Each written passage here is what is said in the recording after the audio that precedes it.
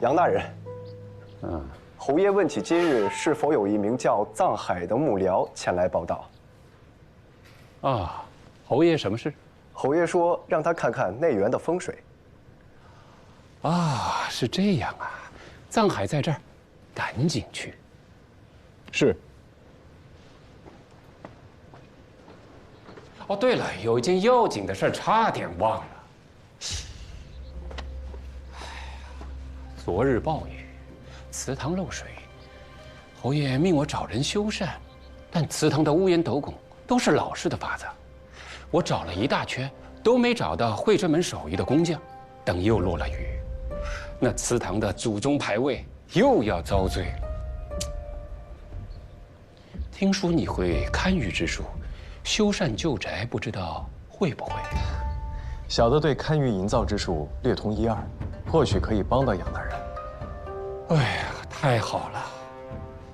看今天的天色，恐怕是要下大雨，不知道还来不来得及呢。算了，见侯爷要紧，别耽误正事儿。侯爷要是怪罪下来，我担着就是。怎么也连累不到你的身上。祠堂供奉的都是庄稼先祖，大庸以仁孝治天下，侯爷也是至诚至真之人。我若放任祠堂失修，导致庄稼先祖牌位受损，乃我大失职啊。可是侯爷那边，还请杨大人替小的给侯爷回个话，小的今日恐怕不能替侯爷看园子了。你放心，侯爷跟前我一定替你美言。谢谢杨大人。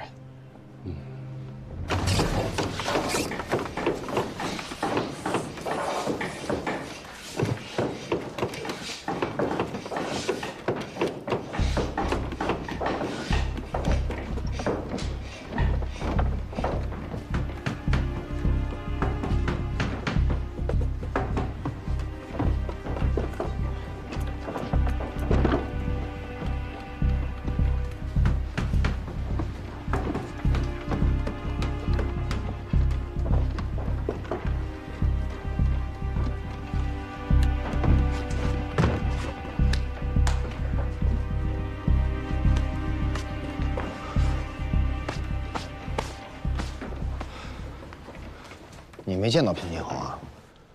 侯府守卫极为森严，平津侯不愧是行务出身。他平生杀戮太多，自然也怕别人杀他。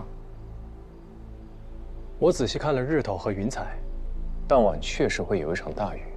我若放任不管，下雨祠堂必会有损。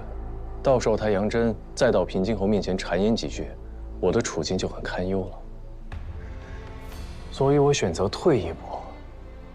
但也错失了良机。这几日，平津侯便再也没有找过我了。国事难期是常态，平津侯贵人多望。第一日他记得你，第二日啊，或许还残留一些印象。到了第三日，他就彻底把你给忘了。杨真太了解他了，知道如果你没有把握住第一次机会，就很难再突围了。恩公说的没有错。杨真这个人表面和善，骨子里虚伪善妒。他牢牢地把持着摄人府，将所有幕僚都笼络在自己手里，给他们画饼充饥，其实把他们一个个的都养成了废人。而我要做的，就是除掉杨真，取代他的位置。哎呀，这已经改来改去多少遍了，什么时候才算完？各位幕僚，把手里的活儿停一下。侯爷今日进宫，皇上赏赐了珍宝玩物，您把东西搬到财库，清点入库。郭恩、任尚、王元培、傅宇文、顾长生，还有藏海。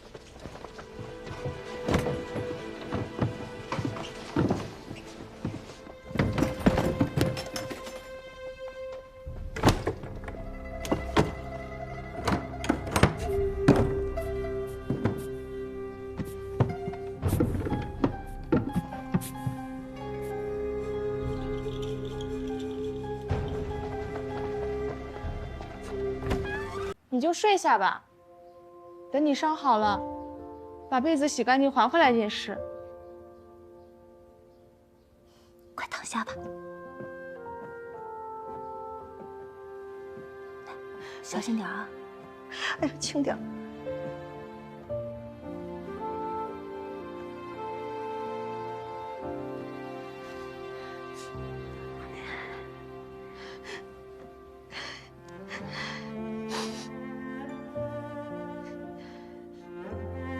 疼不疼呀？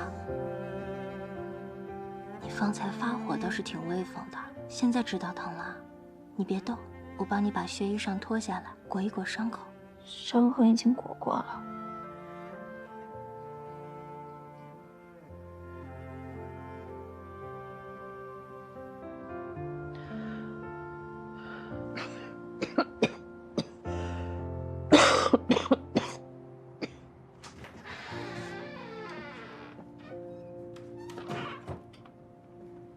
怎么样了？换了药，已经睡下了，你也快睡吧。你说我是不是老糊涂了？竟然答应让他一个人去送行。年轻人身板壮，不会有事的，您别太担心了。对了，府上带那养荣丸还有吗？有，只是不多了，只够您再吃个3、5日。我不吃了，给职工那送去。那他年轻，不能落下病根儿。啊，是。侄儿心思重，这一趟恐怕伤的不仅仅是身子。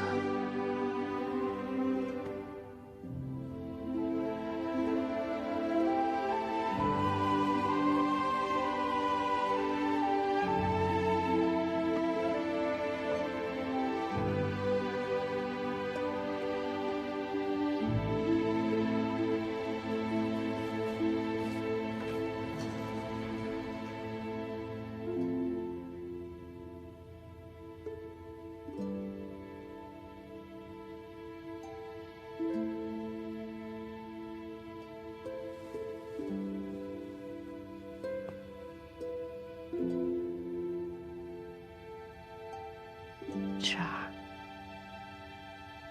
怪娘不好。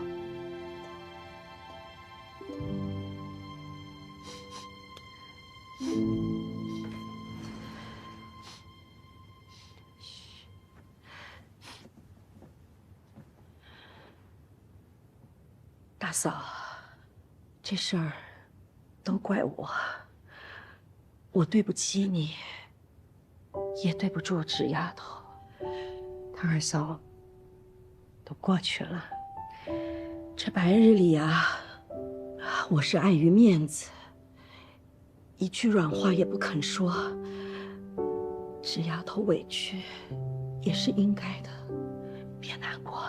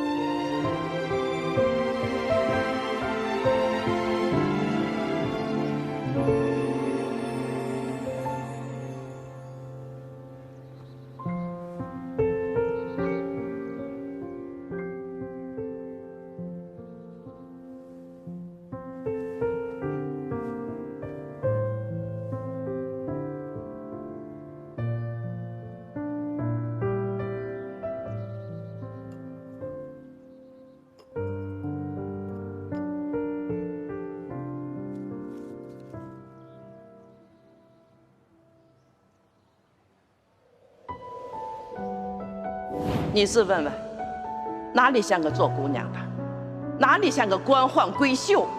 路上一定要小心，实在追不上，便罢了。经商这不就是下流行当？若把它当成长久之计，恐怕是自甘下贱。纸丫头，这哪来这么多被子？给你你就躺下，问这么多干嘛？给你们家伯礼吃吧，省得被压着背书，可怜劲儿的。你莫要胡说了，你一位出阁的女子，怎能同那些商贾们讨价还价呢？以后你再也不要把银子给我了，我再也不拿钱了，横竖都是我错了。你就睡下吧，等你伤好了，把被子洗干净还回来也是。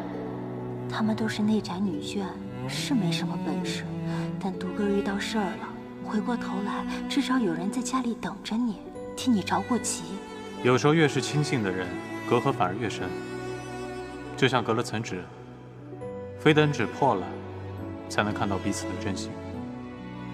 只要找到正确的那颗心，最终就能抵达去处。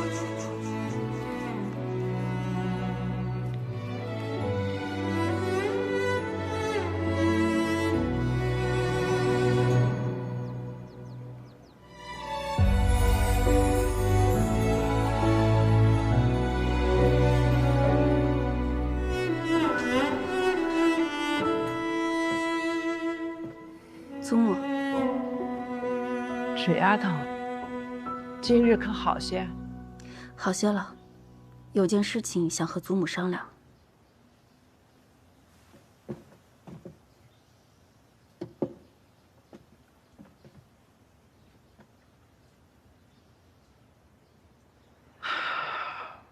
我要是不答应呢，你是想甩开你娘和三婶儿，独自去做事儿？我想掌家管事。为何呢？我知道一条路或许能走得通，这条路能救我们，也能救祖父他们。你说说。《大清刑律》29卷第65条，除10恶以外，视杖徒留死，皆可准许救赎。依刑之轻重，救赎以同。需多少银钱？徒1年20万钱，留2000里30万钱，滞留3000里50万钱，绞与斩120万钱。43人，每人50万钱2150万钱。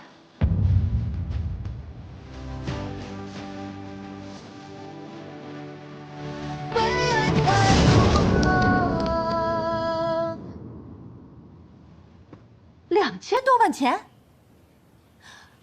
纸丫头，我知道你懂得多，也是一番孝心，可这个数，我就直说吧，就是痴人说梦。莫说如今这个田地，便是从前府里卖房卖地，算上老太爷、老爷几兄弟的俸禄，也绝计攒不出这些钱来呀。是啊，那纸姑娘年纪小，哪懂得您掌家的难处啊？哎呦，我的大姑娘，现在皇都寻常人家，那夫妻俩日夜做工，每月只赚了1、2千钱，吃饭穿衣那生不了几个子儿。1、2千也是难得了，我娘家每月才500钱过活呢。是啊，这现在上上下下这么多人要吃饭，还有邻哥儿里哥儿要养，怎么才能从牙缝里省下这2000万钱啊？老夫人，芷儿呢，她也是好心，您莫要怪她。芷儿，年纪还小，让芷儿说。眼下叫我掏出这笔钱，或者给出一个一步登天的招数，我的确没有。别说你呀，就算才是娘娘下凡，也变不出这么多钱来呀。但方向还是有的，只要认定了，就一定会有办法。什么法子？纸丫头，这事儿可不比你赶车送行全凭胆大。莫说千呢万呢的，就说这个月的脚屎，你也变不出来呀。今儿早上煮粥，可是一点米都没有了。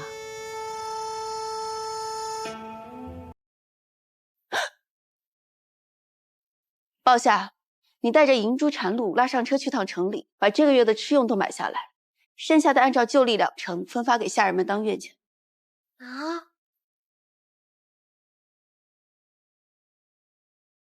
姑娘，我这就去套车，立时就出发。去吧。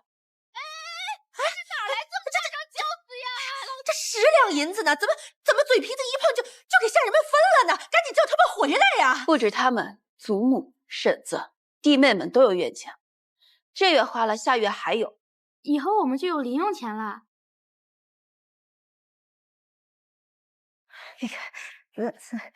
哎呀，你做不来的，赶紧给你三婶赔个礼，还请她掌家，快呀！祖母，我掌家1日，便保上下1日月里花销，为期3月。若我做的不好，愿双手将账本还给三夫人。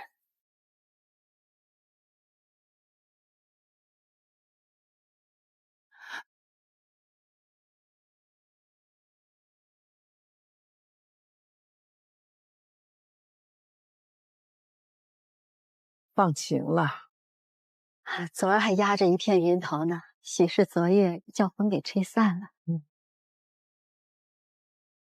侄儿，过来。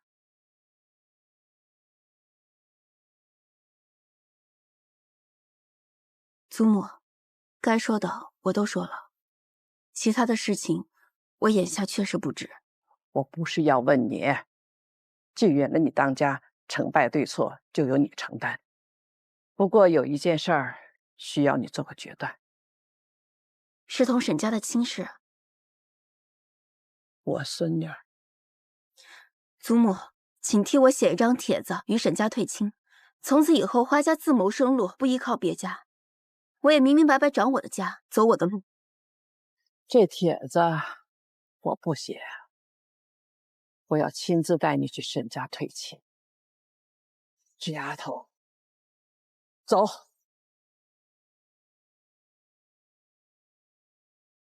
祖母，我驾车不熟练，你可会觉得颠簸。挺好，想着晚上多给我加碗米饭啊。以前出门坐马车啊，都是有棚带盖的，窗户小憋闷得很。今日这一趟，一目千里，心里开阔。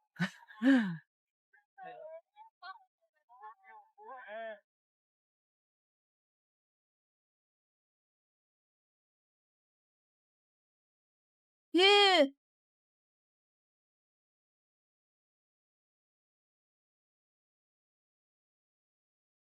花老夫人求见。好的，请稍等。哎呀，避都避不及，你还叫他们进来？你懂什么？花家那一老一小谁不认得？若是在门口待久了，肯定会坏事。夫人，我不方便出面，一会儿不管他们来做什么，打发走他们便是。我吵什么？母亲，母亲，他们是吃人的老虎不成？老妇弱女，也把你们怕成这个样子，你要躲便躲。我来招待花老夫人。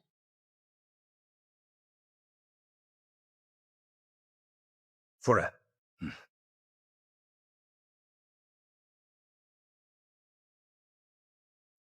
老姐姐，老夫人，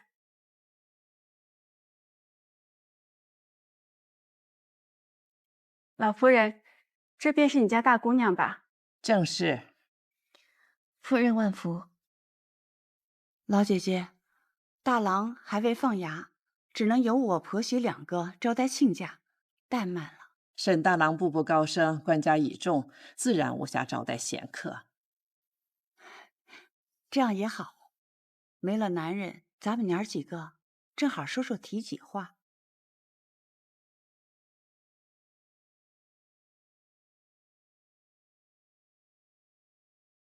请。老夫人如今住在庄子上，想必不比城里。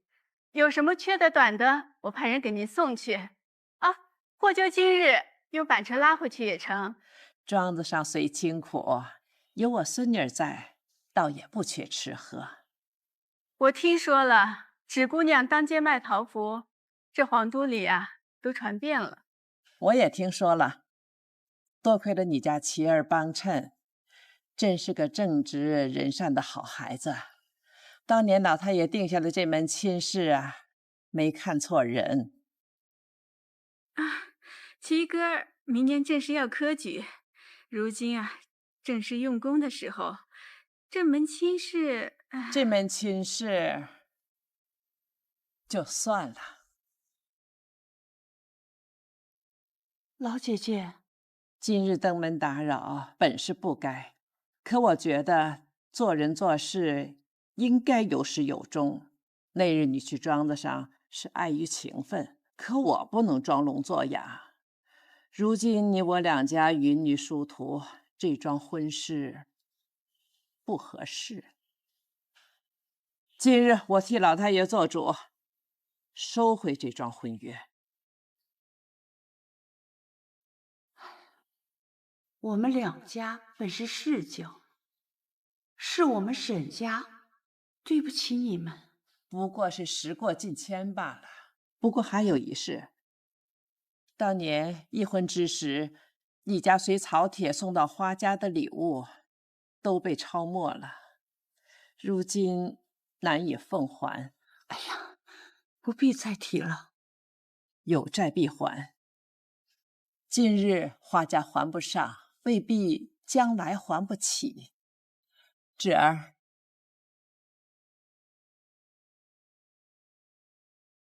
两位长辈看看，可还少了些什么？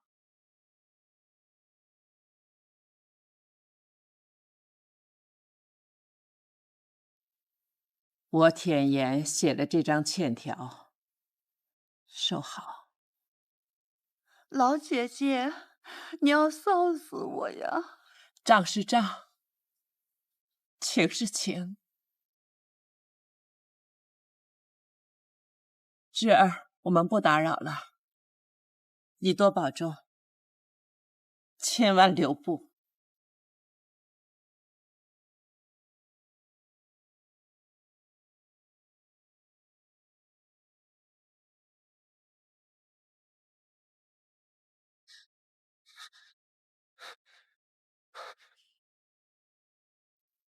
花芷来了，来退亲。齐儿，花芷，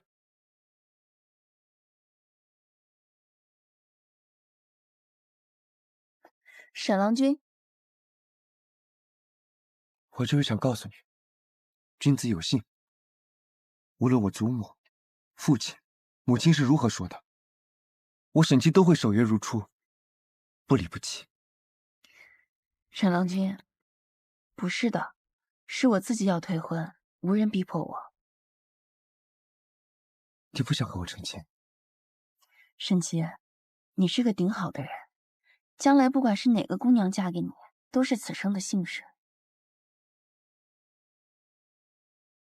多谢你倾囊接济，也多谢你买我的桃符，多谢你追出来同我说那番话，这一切我此生都会铭记。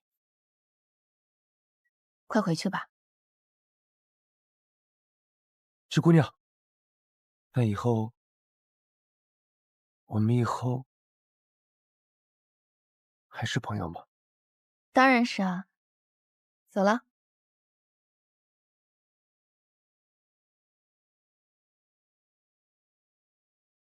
我来吧。我行。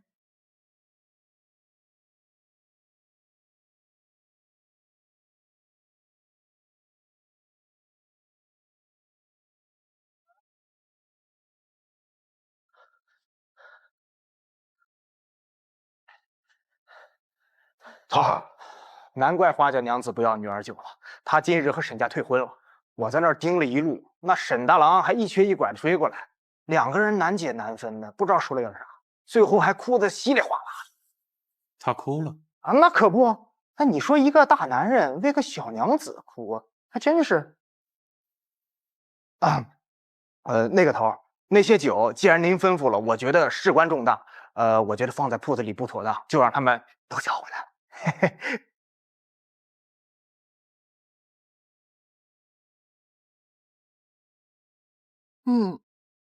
福东做的越来越好吃了，把我舌头都养刁了。你尝尝，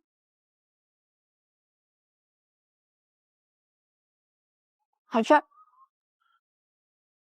芷儿，你今日真吓了我一跳，究竟是怎么回事？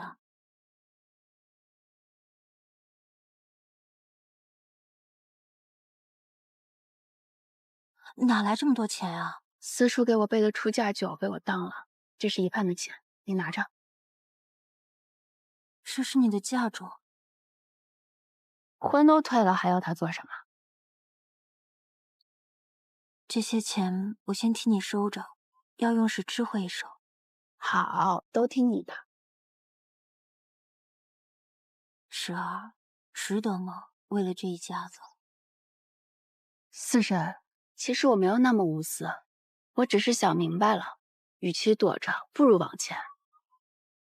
我要保护我想保护的人，做我想做的事情，不只是为了你们，也不是为了祖父，更是为了我自己。我只有走出去了这一步，才能越走越广阔，越走越痛快。也许有一天，我就能获得真正的自由，不用依靠祖父，我也能游遍山水，游历寰宇。那到时候你要写信给我，告诉我山海都是什么样的。好啊。莫说那些远的，就说你如今的差事，这些酒钱点不到半年就耗光了，生计究竟在哪里？就在这儿。不行不行，怎么不行了？四婶说好吃，柏林玻璃也说好吃。我是自己瞎琢磨的，都是上不了席面的手艺。这眼下也没有席面要做啊，等以后有大席面了，你再犯愁。姑娘既说了，那我便试试。若是不行的话，不行的话也没关系，我多的是办法呢。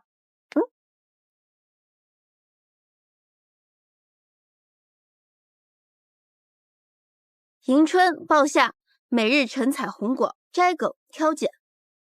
银珠专司讨喜，蝉露、蜜秋挑疤去籽。折桂负责添柴火，福东揭蜜做果子，做完才能各自去休息。这天气还凉着呢，用冷水淘洗野果，这种活你怎么不让你房里的丫鬟干啊？好，迎春、抱夏，那你们两个专司讨喜，你负责采红果。自今日起，做得好的月钱翻番，若有错漏，月钱折半。都去忙吧。是。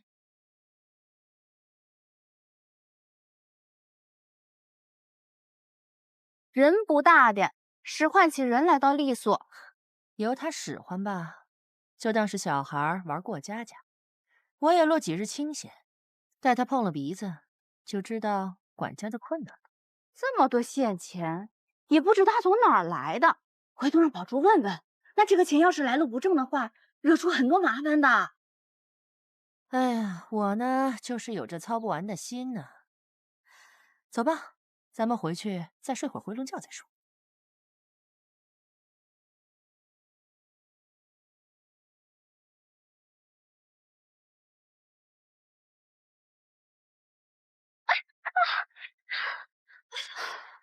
哪有止血药？走走，我带你去找找。好疼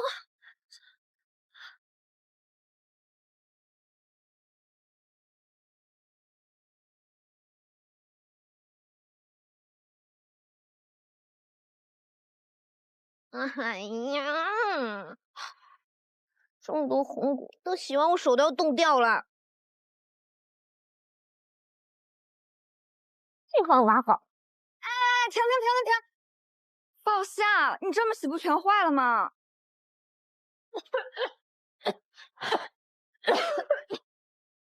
火太大了，蜜糖水都烧焦了。我从前只伺候里根笔墨，我哪干过这种活啊？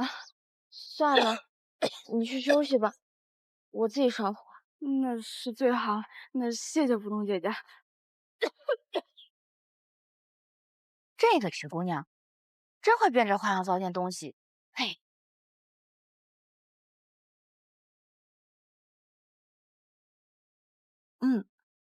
味道同从前一样好呢。好什么呀，酸死了！不对，是太甜了，这样吃多了会腻的。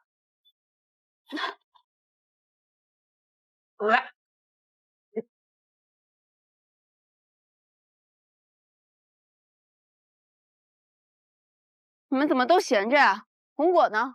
姑娘，我刚刚去叫银珠和禅露，他们说三夫人的活还没干完呢，一直没回来，就没人去背红果。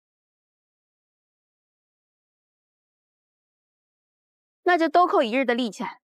迎春，从今天起你就不必讨喜了，你就做个监督，有偷懒耍滑、出漏出错的都报给我。包夏，跟我去摘红果。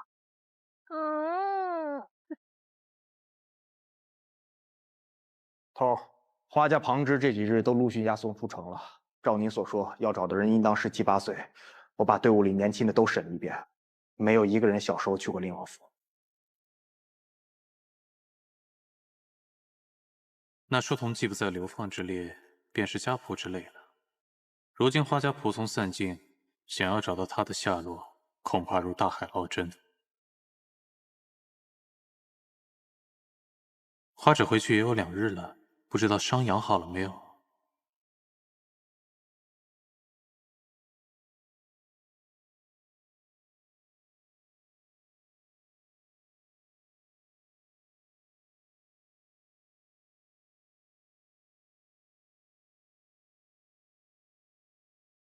这么巧？你怎么在这儿？哎，我认得你，你是那个当兵的。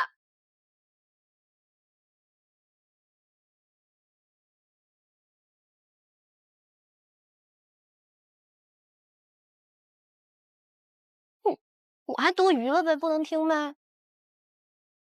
那日回去路上，你一直心神不宁的，后来有什么麻烦事吗？那时候没有，眼下倒是一堆。是吗？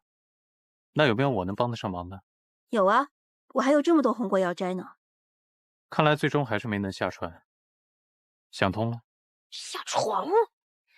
借你吉言，我现在是个临时的纲手，掌风使舵，眼下只是琐碎，未来还要往险中行呢。不是当兵的呀，到底是卖船的还是卖床的呀？哎呦，姑娘，你们在这摘果子啊？林婆婆，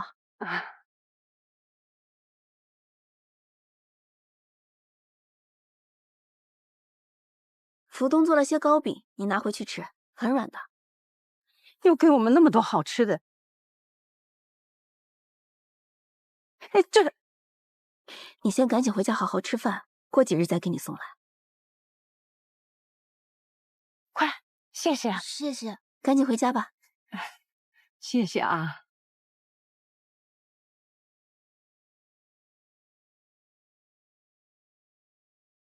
你认识他们？都是挣扎着生活的人，见着了怎能不管？他的女儿女婿都病死了。包夏，走了。怎么让2个姑娘出来干活呀？你们家男仆人都跑了。老的少的，一个都没留下。你问这话什么意思啊？想来我家谋生啊？我可发不起月钱。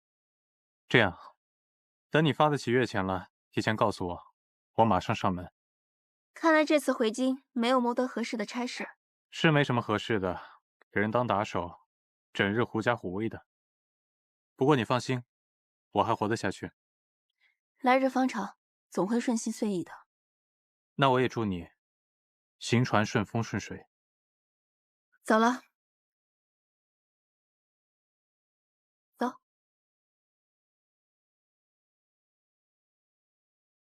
姑娘，我看他脸上那个疤，这不像个胡人。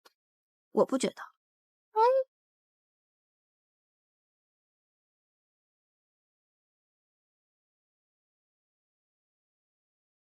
林珠，三夫人那儿忙得不可开交，你倒有空来做闲差。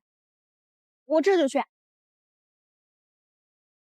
哲贵，你们也过来。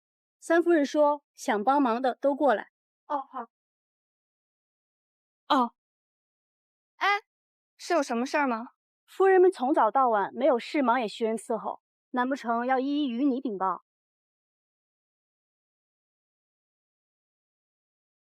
禅露，你的月钱可是大姑娘发的。迎春姐姐，求你别难为我了，我的身契还在三夫人那里呢。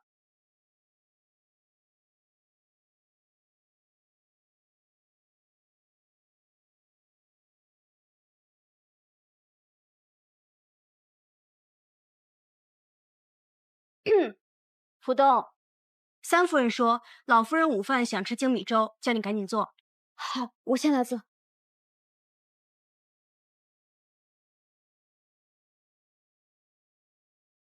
这时候还早，不着急呢。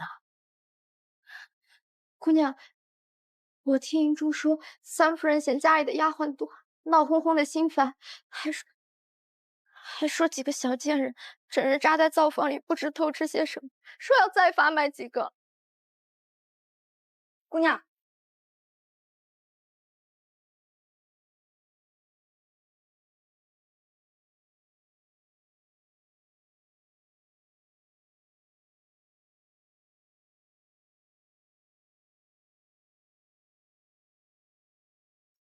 真是稀奇，当家的娘子亲来送饭。我又有事情要求祖母，自然得殷勤些。我料到了，说。祖母，先尝尝这腌菜。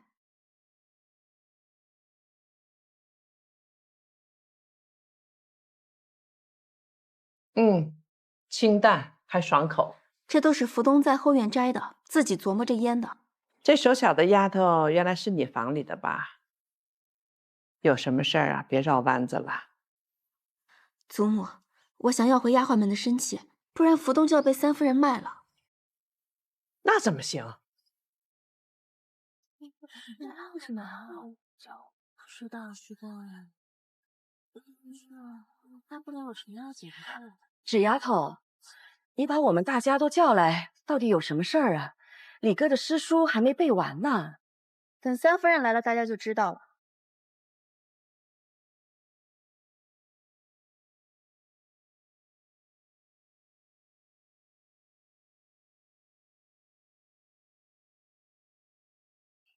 纸丫头，自古船多不爱路，你倒好，算计到婶子兜里了。三夫人放心，今天谁也占不着谁便宜。婶儿，这么贵重的东西，还是请你三婶保管为好。娘放心，从今以后就用不着了。你们的生气都在我这儿。自府里被抄以来，奴婢、姨娘，咱们互相扶持，彼此都是见证。这些日子你们很为难，我也都知道。但如今既然是我掌家，我也就不会再装聋作哑。无论是老夫人、三夫人还是我，管得住你们的手脚，也管不住你们的心眼。倘若你们打从心底厌烦这里，不想干活，我留下你们也没有用。求大姑娘开恩，别卖我，我再也不敢怠惰了。大姑娘，别卖我们，我们以后一定好好干活。我什么时候说要发卖你们？我今天拿这些契子，就是要给你们自由。真的呀？纸丫头，你说什么胡话呀？这天底下只有天生的男女，没有天生的奴婢。时乖命喘，沦落至此。若能得到自由身，谁愿意为奴为婢呢？我说到做到。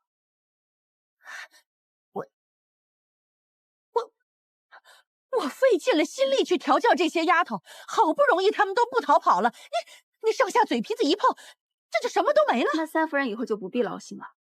可是你放了奴婢，以后谁给我梳头，谁给我穿衣啊？花梨妹妹一双巧手，能画丹青，能绣花鸟，难道穿衣梳头这种简单的事情都做不好吗？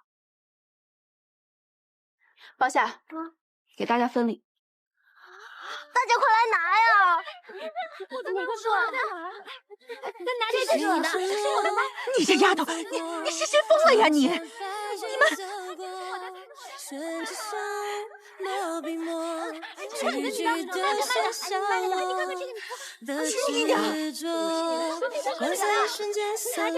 这契子扔进了火里，就化成了灰，从此海阔天空，大家来去自由。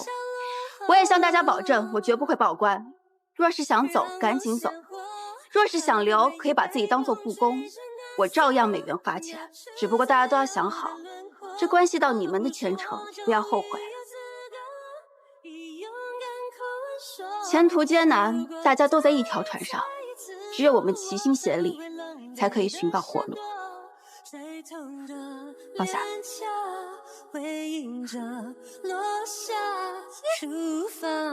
你，哎。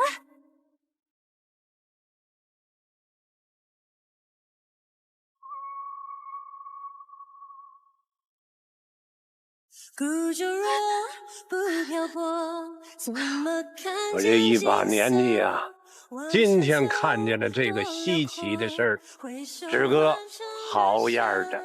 这一过，颠沛之中你经过，我的人间才有了烟火，心底终于开出花朵。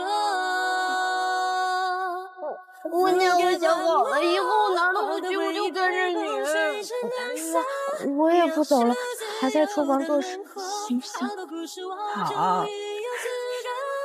勇敢口说，如果世上会有颜色，我的故事已经斑斓着，随着光走吧，倔强的走吧，走吧。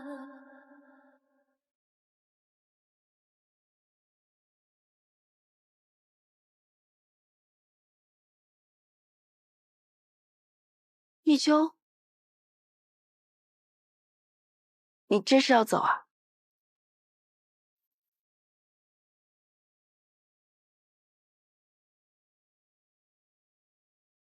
小姐对密秋的恩情，密秋都记在心里。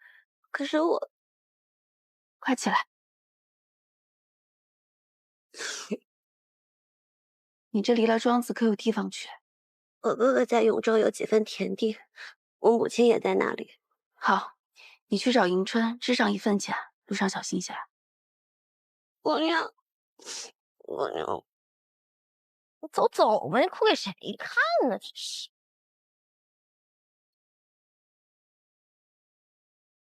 去吧。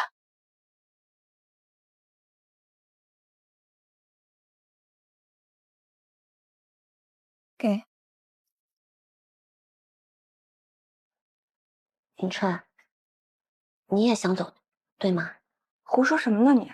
你比我们都有主意，就算不做丫鬟，也定能有个好的前程。不做丫鬟又能做什么呢？嫁人呢？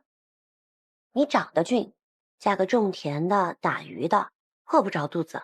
若是能嫁一个行商的，说不定日后还能穿金戴银呢。迎春，我先走了，你也快收拾收拾吧。保重。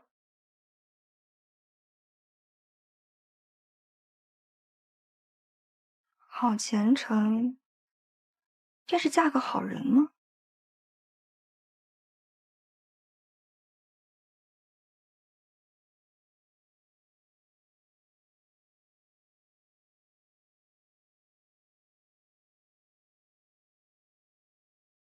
迎春，姑娘，我一直想问，这段日子我们洗红果、煎红果，究竟是为了什么呀？本想之后跟你们说的，包夏他们还不知道呢。待福东把煎红果的方子定下来，咱们就拿去城里卖。啊，这红果城里人人都认得，是无人吃的烂件东西，怎么会有人愿意花钱买呢？你只管做的好吃，掏钱是他们的事。姑娘，然后呢？9层之台起于垒土，咱们从卖红果起，一步步把生意做大。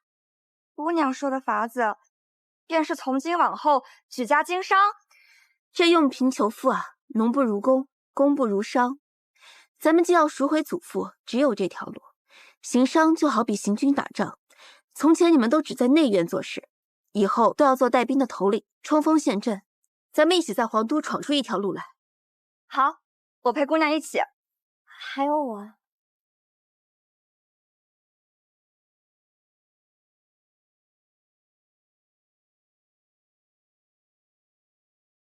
宝珠，宝珠，我的衣裳破了。夫人先放着，我洗完红果就去找针线。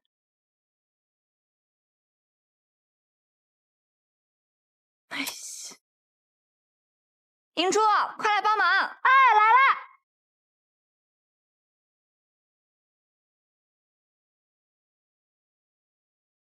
来了，快尝尝。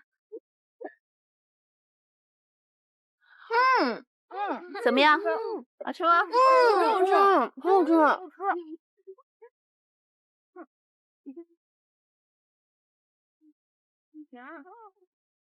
好吃啊，夫人。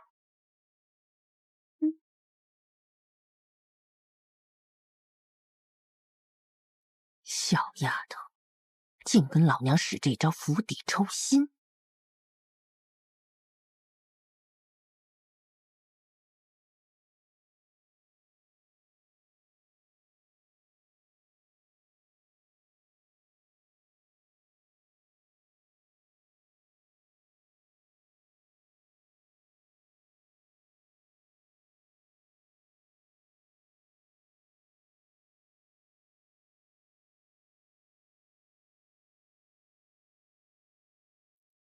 三夫人，